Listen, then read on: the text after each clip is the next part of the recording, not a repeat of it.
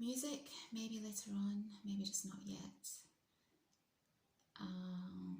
Books. I used to read a lot of books when I was younger. I used to read one book a night actually when I was a child, and then I went to university and I felt guilty about reading books. I felt like I should be studying instead of reading books.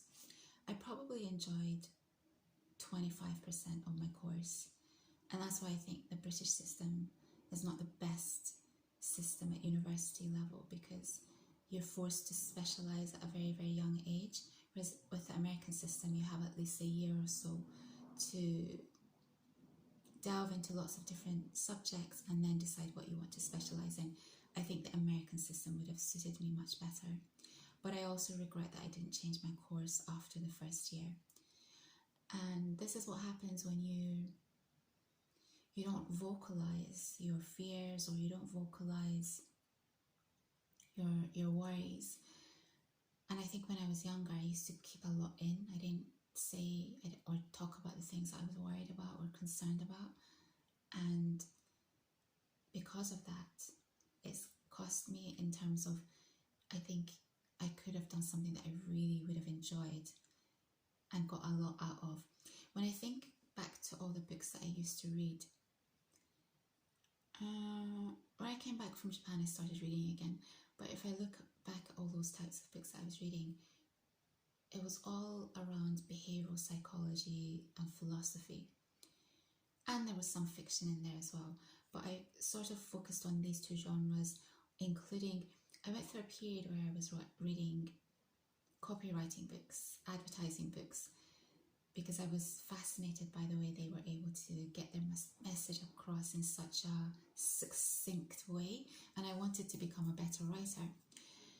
I did become a better writer. You might guffaw, you might laugh. I don't think my writing really shines when I'm responding to comments, but it made me a better writer in the sense that I was able to give my message more clearly, but it made me a worse writer, because with copywriting style writing, I don't think there's a lot of heart in it. So I sort of knocked out the heart in my writing. And that's the one piece of advice that I would like to give is, if you're a creative writer, if you're writing a creative way, you don't need to read copywriting type books, because it does take away the charm. It takes away the charm of your writing. But being a good writer is a skill. Being a good speaker and a good writer is a skill that everyone should have. I think my writing is better than my speaking. And whilst I don't want to go back to reading those types of books, I do want to read a lot, because I think I've dumbed down a little bit, to be honest with you, in the time that I've spent away from reading. And I'm going to recommend a couple of books to you, actually one. So I've got 4. Are there any? No, nothing's giving my name away or anything like that. I've got 4 at the moment. 2 of them are romance books, and they might not get read because time, simply because of time, although she will probably get read, Emily Henry, because I really like her.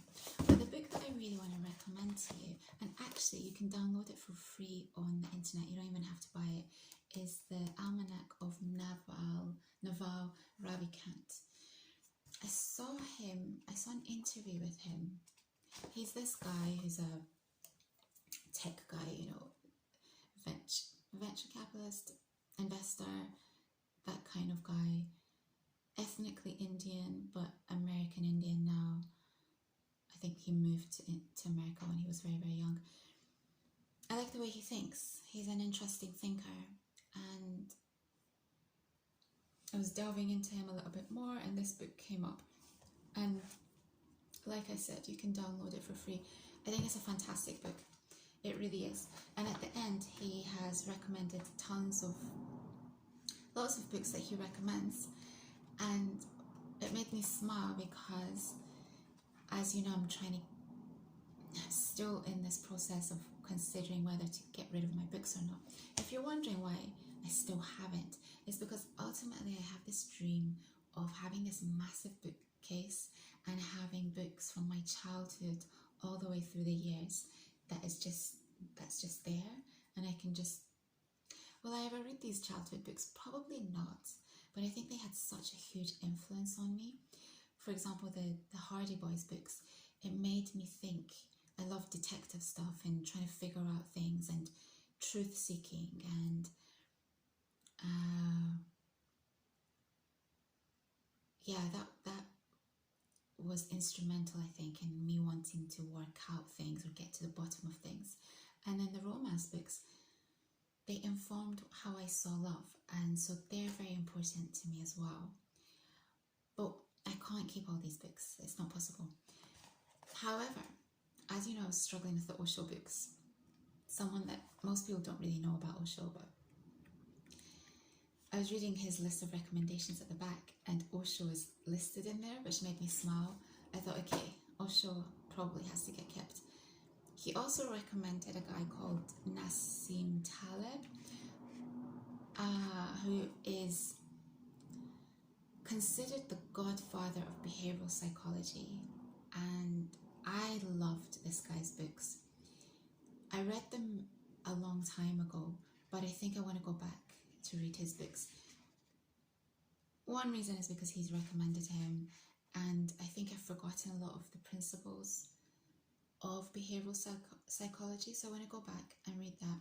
There's so much in here. Oh, and interestingly, I've been watching Accepting the Universe, and he had recommended, or someone had commented on this book, and then Accepting the Universe had said, yeah, it's a great book. So I thought, okay, I'll order it. I ordered it, and then on the day I picked it up from the library, I was reading his recommended book list at the back, and he's mentioned this book as well. So there we go. Reading is crucial, and it's not just one person who's insisting that we read. It's two people. Once two people keep saying that you need to read, then I'm like, okay, I just need to get back into it. So I think it's going to be, I'm going to do maybe 1/3 fiction, 2/3 non-fiction, with a focus on behavioral psychology. He says maths, science, and philosophy. So okay, I will probably concentrate on behavioral psychology, philosophy, and maths and science. My background is in science, and yeah, I have a love-hate relationship with science as a result. No one should be enjoying just 1/4 of their course. That's ridiculous. It's ridiculous, really.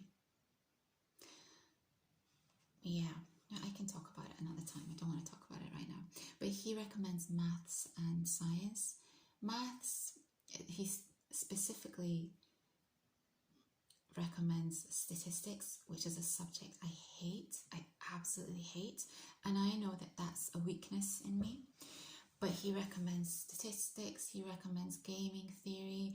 Again, I'm not technologically savvy. So these are my weak points. Statistics, gaming theory, blah, blah, blah. Why am I interested in reading about this stuff? Because I think AI, we all know it's going to take over. And the people who are getting in on AI now, they're going to be very, very successful, I think, in the future. And I've always admired men's technical brain. There's no way I have a technical brain like a man, even though I studied a science subject. It's just not on par at all. I think I was watching, I'm trying not to watch him. I was watching a little bit of Raymond Thoughts and Minds this week. I think what I like about him, other than the fact that he's so honest about who he is and he's intelligent, is that there are moments when he's completely unhinged and his sense of humor really comes out. And I think those moments are just fascinating to watch. I think we all have, to a certain extent. The way he talks in real life is the way he thinks. I think I still a lot of the things that I think about, but he's just completely himself. So I was listening to something that he was talking about, and then he said that in one of his rental property, something had happened. There was some damp or mold or whatever, and he'd just gone out and fixed it with I don't know, some plastic boards or plaster boards. Or I was like, how do men just know what to do? I don't understand this. And I think this is my fascination with men. Men have just, no matter if a girl has studied a scientific subject or comes from a technical background, I just do not think that women and men have the same brains. I really don't. Like this guy, this Ari beatmaker guy, do you know any female who's making beats on the fly like that? I don't know any female who can just do something like that. That's incredible. It's magnificent. And so in that sense, with the rise of AI, I think men are actually ahead. And if you lean into your technical brain, I think you're going to far surpass women in the future. I really do. So all power to you. I admire your technical. I'm logical, even though I have a lot of passion in my heart, and I'm emotionally intelligent, but I'm not technically minded. And I think being technically minded is increasingly going to be what sets people apart. So that's something I was thinking about.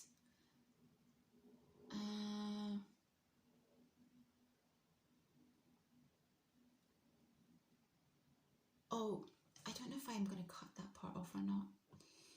I don't even know did I mention it? Probably. In terms of saving time and not getting into it with people, this Naval Ravikant, he mentions it, set an hourly rate for your time. And any small tasks that are fiddly or annoying, just let them go because your time is more precious. I really agree with this. This is why when it comes to even my own family, I deal with all the big things that are really, really important. But the small things, I say to them, I can't take this on. And it's simply because my time is really, really important. And I can't have unnecessary and unimportant things going on in my brain. And so that has to apply to things relating to me as well. Customer service stuff, or just let it go. It's not important. It's really not important. Okay, I've made lots of notes. I've been off YouTube this week, and so my brain has been very, very clean, and I like it when my brain is clean. It makes me feel good.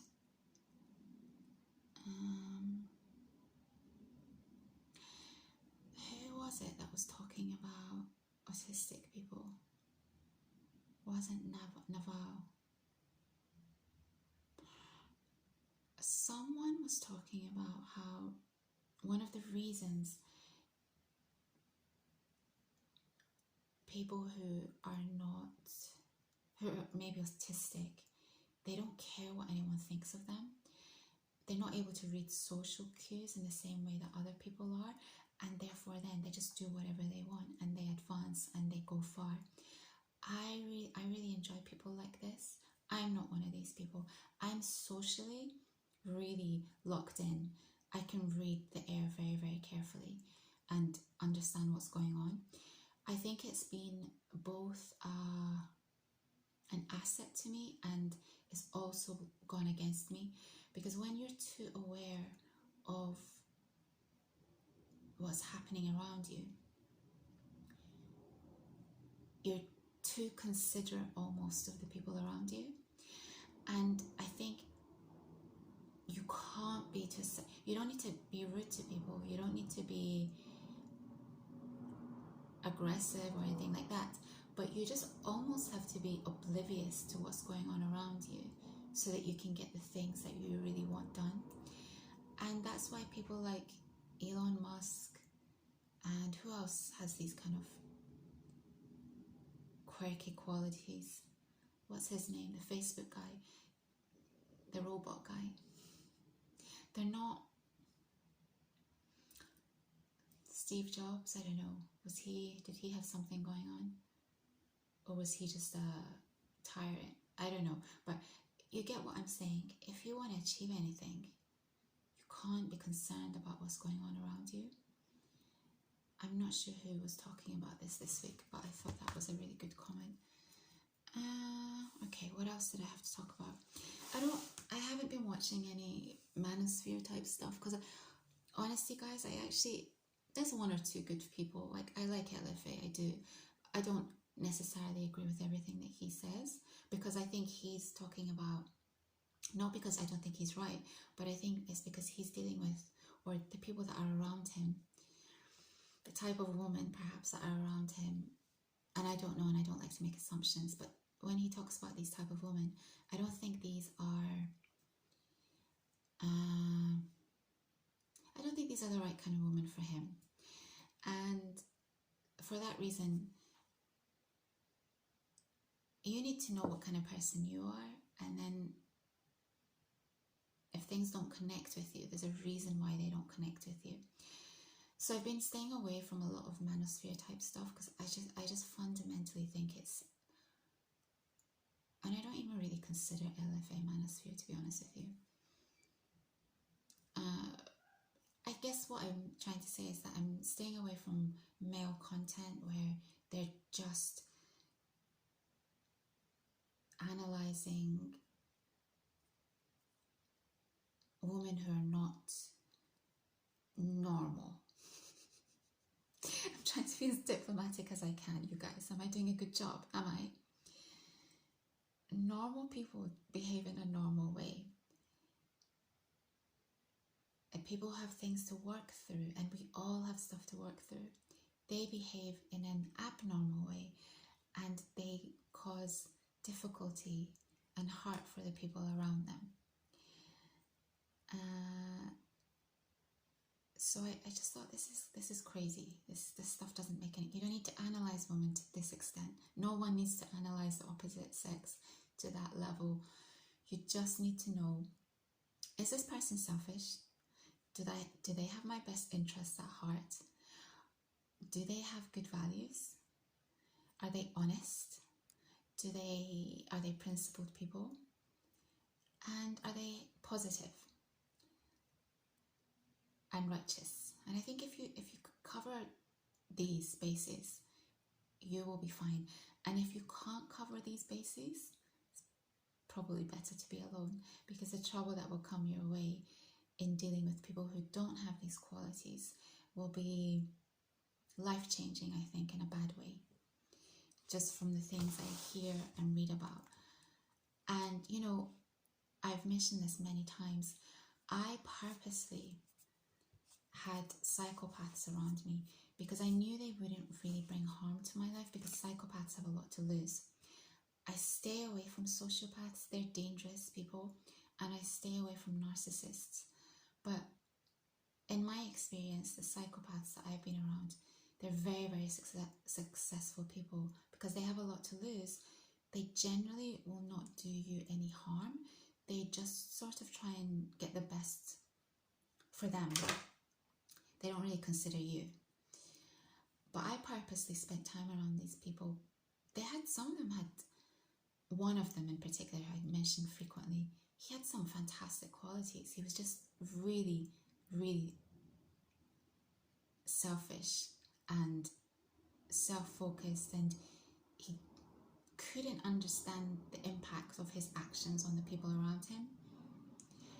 And I learned so much from these people. So if you're going to have these people around you as a learning tool, this is great. But I definitely would not get involved with these type of people in a romantic way, because they don't understand the impacts of their actions, or they do and they just don't care. either don't understand the impact of their actions, these are probably sociopaths and narcissists, or they do, psychopaths, and they just don't care. Okay, so try and deal with wholesome people as much as possible. I was thinking about wholesome people because I was at the airport this week and I turned up a little bit early, and I love people watching, especially at the airport, because you're getting people from the world coming through, and usually I wouldn't be around the whole entire world, so it's such a great way to just stand there at arrivals and just watch people coming through. And so that's what I did in that time that I had, and there were 3 or 4 flights that were coming through. One was from Frankfurt, one was from Düsseldorf, one was from Bogota. I had no idea where Bogota was. I had to look it up. If I'm not wrong, it's is it the capital city of Colombia? I might be wrong on this. Anyway, South America. One was from Dublin, and there was one other flight that Haneda, Tokyo Haneda Airport. So obviously you know which 2 cultures I'm really excited to see, the Germans and the Japanese, because I really like these 2 groups of people.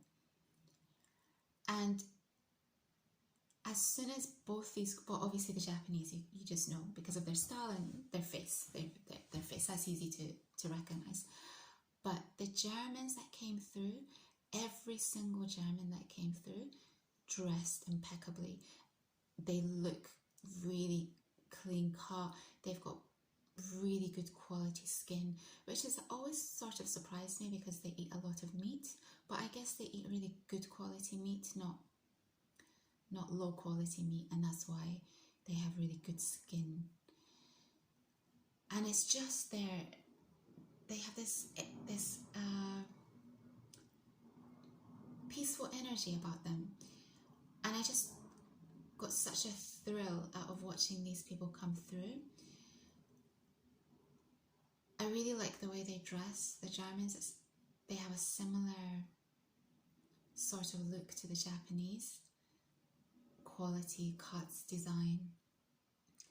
And I thought it's so easy to tell who is who just by energy, the way they look, their style. Why am I mentioning this? This was important. There was a reason. There was one group, well, quite a lot actually, a lot of them, that were going to be traveling on a tour bus because there was a tour lady waiting for them, and they would come up to her and she'd take their names and they'd go off somewhere else. And there were couples, like older couples. It's very much a Japanese thing as well. Older Japanese people tend to travel in groups, and I can see the Germans are like this as well. It was so wholesome, you guys. They're older people and they look happy together, and it was just nice to see older couples with each other. Excuse me. And that was one thing I noticed, just how wholesome it was. And so then this morning, very quickly, Wizard Liz had uploaded, and she's the only female that I watch now on YouTube. Pretty much, yeah, she's the only female I watch, and she recently got engaged and got married. She's just recently got married, I think. And her husband, they're the same age. I think they're both in their 20s. And he's just so wholesome and so kind. You can tell he's just kind, and he's emotionally in touch. He has depth, so he can talk about how he feels. He's healthy, you guys. He's healthy minded. And what the Manosphere doesn't tell men is that these are the kind of guys that healthy minded woman wants. And you're not being taught this. You're being taught this other thing about being aggressive and dominant, and this. Healthy women don't want those kind of guys. Healthy women want a husband like Wizard Lizzie's husband. So that gave me a really warm feeling this morning. It's such, I think if you can find love in your 20s like that, roll with it. It took me a long time to find the kind of love that I was looking for. And sometimes I wish I'd found it in my 20s, because the trajectory of your life is different depending on when you find that kind of love. But it was so lovely and wholesome, and he's just a great guy, very intelligent, kind, tactful, deep, loving. He's got it all. And then prior to seeing them this morning, I'd been watching houses on Architectural Digest. I'm trying to kind of change the stuff that I'm watching, because I'm getting recommendations. Like, the reason I got the Raymond Thoughts and Mind recommendation is because I think I'm watching some Manosphere type stuff and it's coming my way, and actually I don't want it to come my way at all. So I'm trying to change up what I'm watching so the algorithm stops sending me this stuff. So I've been watching some houses on Architectural Digest, and then I saw Rita Ora, who's someone I don't really know anything about, don't follow. I'm not interested in pop music or pop culture, so I don't know anything about her. But she's got a positive way about her, and because of that, I was recommended another video of her and her husband, and just looking at them, they seem a sort of unusual match. But when you actually watch the video of them interacting, it's really nice. They're basically best friends, and it's the same vibe that I get from Wizard Liz and her husband. They are best friends, and they're just happy together. They like spending time in each other's company. There's no drama, there's no aggressiveness, there's no anger, there's no fighting. It's just peaceful. And I think I know that that's how it's supposed to be. A normal, healthy relationship looks like this. So that was really nice as well. And I think I've kind of 32 minutes. Okay, did you want some music?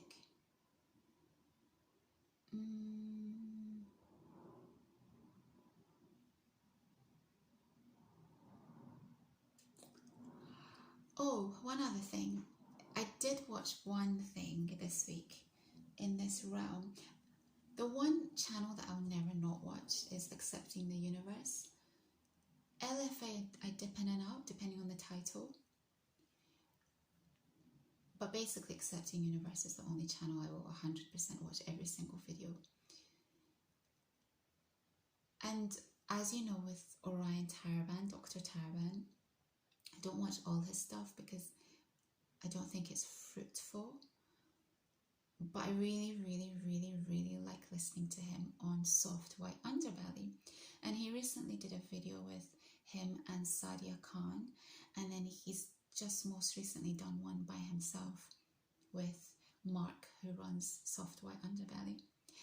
And one of the things Orion Taraban says, that I think the title of the video was What Do Women Want? And he says, he sums it up as women want what other women want. And a lot of the time I agree with Orion Taraban, but on this one occasion I don't agree at all. I want absolutely nothing that's the same as what other people want. One of the big reasons that all my clothes are from Japan is not only because I just love Japanese style and I like the quality, and I could never go back to anything that is lower quality than that. And I'm not interested in fast fashion, so when I buy from Japan, I feel like I'm buying from independent brands, and they're not taking advantage of workers who are making the clothes. The other reason is that I want to look like no other girl. I don't want to think like it. Well, I don't want to think like anyone else. I don't want to, unless they're the right thinking type of people. But I certainly do not want to look like any other girl at all. And I can 99.9% guarantee that no one has the same clothes that I do in the UK. Not one single person. you have to remember that these clothes have been amassed over a period of many, many years, and there's just no way, not even a Japanese person who's living in London will have the same style as me. And because I know this, it's a really nice feeling, because I know that there's one thing that sets me apart from anyone else that I'm surrounded by in the UK. So that's one example of how I do not want to be anything like other girls. One other thing that I want to say is that watching these Ari at home videos, oh my gosh, New York, you guys have, even the street people, the people who are dressed in street style, they dress really, really well. Everyone dresses generally very clean. It's not like that, I think, in the UK. And that's probably one of the reasons I don't particularly, although I love the music that comes out of the sets, the drum and bass sets in the UK, I don't tend to enjoy the physical aspect of those videos, because the fashion or the cleanliness or the just pride in appearance is just not there. New York, they take pride in their appearance. So I've been impressed by a couple of things with the New Yorkers. All cultures and races, they all seem to take pride in how they dress. And the talent that's coming out of New York is really impressive. Why did I mention New York? Oh, there was, sometimes girls jump on, or girls are just walking in the background, and they all look really, really normal. They don't have tons of makeup on. They don't look artificial, like plastic surgery up. Their hair looks natural. They just look normal, and it's been so refreshing for me to see normal looking women, because we know that men tend to always look, they don't put makeup on or have plastic surgery, etc. So the men always tend to look normal. So it's been so refreshing, and there's going to be a day when normal looking people who have had no plastic surgery are going to be in sort of high demand, I think, because their features are interesting or unique, or their features stand out because it's so natural looking. And that's something else, that's something that I've noticed as well. So New York, it's been years and years since I was last in New York, but watching these videos has really made me want to go to New York. I was so jet lagged. I was supposed to play you music, but I don't think I'm going to have time. I was so jet lagged when I went to New York, the time I went to New York. I'd gone from Tokyo to New York because I had a friend at that time. I'm not in touch with her anymore.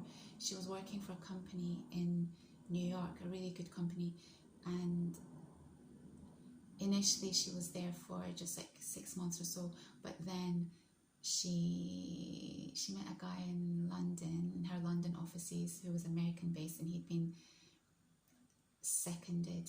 He was on like a transfer to the London office, and then anyway they got together and she moved to New York, got a job in New York, they got married and blah blah blah.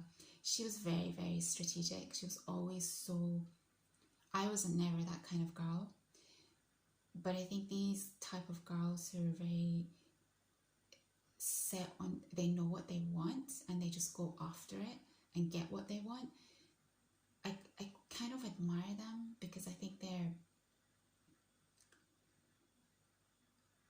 they just go through life doing things in a normal way. My 20s were just, I think I was basically lost. I didn't know what I wanted to do as a job forever, a forever job. I still don't, and that's really hampered me. Something else Orion said, I was going to tell you a story about New York, but I'm going to instead tell you about Orion. He said something really interesting, and I don't want to put words into his mouth because I might be getting this wrong, but he said that, I don't know if he was talking specifically about women or both men and women, but he said that, let's just say women tend to, or people maybe, tend to give up love for their ambitions. So they pursue their ambitions more than their ambitions are more important than love. I would extrapolate that and say my ambitions were more important to me than regular love. There's only one time in my life that I would have sacrificed maybe some of my ambitions or desires from my life for a man who I deeply loved and love, because that was true and deep love. And I actually think there's nothing wrong with that, because don't we all want true and deep love? I think if you're just content or just stumbling along in a relationship that's just sort of convenient, then there's no point in that. So I thought that was really interesting, because when I see people like Liz and her husband, I'm like, yeah, that's real love. And unless you have that kind of real love, there's really no point in being with someone. The only advantage of being with someone who you might not be in love with is that I think in relationships you learn to compromise, and you learn a lot about yourself, and you learn so many great things from men as a woman. But otherwise, yeah. The other thing is one more thing, and then I will go. What you notice about Wizard Liz and her boyfriend, they don't have baggage. And I think that's a very healthy way to get into a relationship. I don't have any baggage in terms of a relationship thing. I have a lot of baggage in the sense that I haven't achieved my dreams. That's always at the back of my mind. But in terms of relationships, I don't. At this stage in my life, meeting men who don't have baggage, who haven't been maybe damaged, or yeah, it's not that easy. So it makes it more challenging, I think, to meet people who don't have baggage as you get older. And so it's nice to kind of that's why I say to you, if you don't have much experience with women and you go into your 40s and then suddenly things, or even 30s, and things just sort of click for you, and that's when you start to become the best version of yourself, you are in a position of strength. You're in a great position, because women like me want to meet guys like you. No baggage, not much experience potentially, and you've had years to develop yourself. So I'm meeting you at a stage in your life where you are developed. Assets, my friends, assets. The way you look at yourself and your life. Flip the script. Try and think as positively as you possibly can. Okay, music next time. There's this Ari tune that I want to play for you. And there were other things I want to talk about, but next time.